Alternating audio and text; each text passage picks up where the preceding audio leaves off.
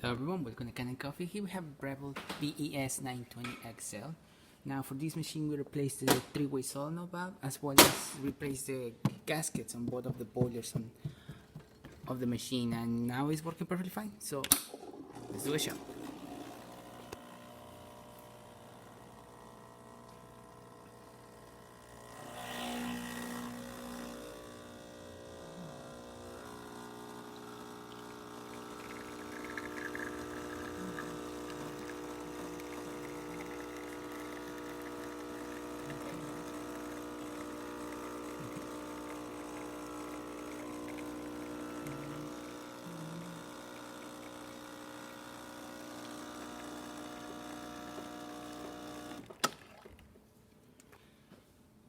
Now for the steamer.